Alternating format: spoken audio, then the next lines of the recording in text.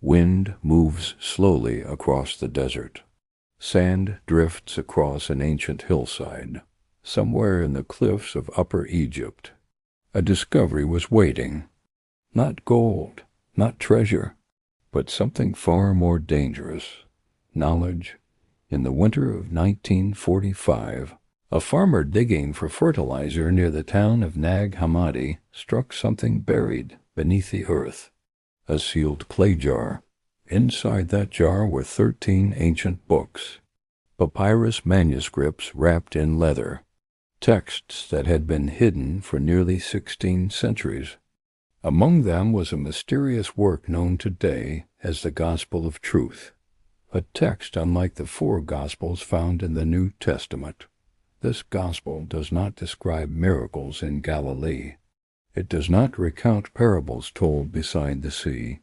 Instead, it speaks of something deeper, something hidden, something humanity once knew, but somehow forgot. And according to this ancient message, the greatest problem facing humanity is not simply sin. It is forgetfulness. The year was 1945. The world had just emerged from the devastation of the Second World War. Entire cities lay in ruins. Humanity was asking deep questions about morality, truth, and the nature of civilization, and while the world was rebuilding itself, an extraordinary discovery was taking place in the Egyptian desert. Near the Nile River, a farmer named Muhammad Ali al-Saman dug into the earth searching for sabak fertile soil, used as fertilizer. Instead, his shovel struck a large clay jar. At first he hesitated to open it. Local superstition warned that sealed jars might contain dangerous spirits, but curiosity won. He broke the jar open. Inside were ancient books, papyrus manuscripts written in the Coptic language. Over the next few years, scholars would slowly piece together what had been discovered. These manuscripts formed what we now call the Nag Hammadi Library. More than 50 ancient texts, many of them previously unknown. Among them were writings attributed to early Christian thinkers. Texts like the Gospel of Thomas, the Gospel of Philip, and the mysterious Gospel of Truth. For centuries, historians had known these writings existed. Early church leaders had mentioned them while arguing against certain Christian groups. But the texts themselves had vanished.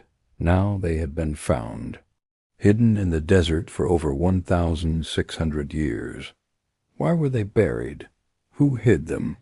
And what did they contain that someone once believed it was too dangerous to leave in the open? To understand the Gospel of Truth, we must travel back nearly 2,000 years, to the early centuries of Christianity. Today, many people assume that early Christians all believed the same things, but history tells a very different story. The early Christian world was incredibly diverse. Different communities held different interpretations of the teachings of Jesus. Some focused on moral teachings.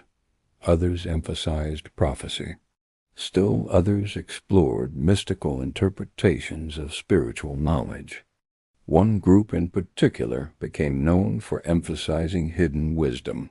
Later, historians would call them Gnostics. The word Gnostic comes from the Greek word gnosis, meaning knowledge. But this was not ordinary knowledge.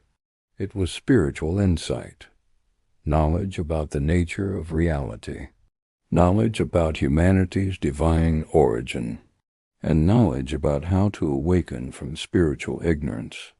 One of the most famous teachers associated with this movement was a 2nd century Christian thinker named Valentinus. Valentinus was highly respected. He taught in Rome and attracted many followers.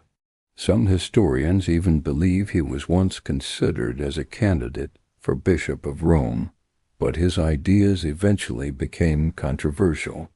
His followers preserved writings that explored spiritual symbolism and mystical interpretations of Jesus' teachings. Many scholars believe the gospel of truth emerged from this intellectual world. The gospel of truth does not read like a traditional gospel. There is no birth story, no description of miracles, no narrative about the resurrection.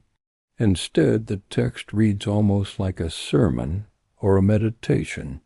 It reflects on profound philosophical questions. Why does humanity suffer? Why do people feel lost in the world? Why do we experience confusion about our purpose? The writer offers a surprising answer. Humanity suffers because it has forgotten its origin. In the beginning, according to this message, humanity existed in harmony with the divine source of life. But somehow that connection was lost, not destroyed, not erased, but forgotten. Like a person waking from a dream who struggles to remember where they came from. And this forgetfulness created what the text calls error. Error is not simply incorrect information.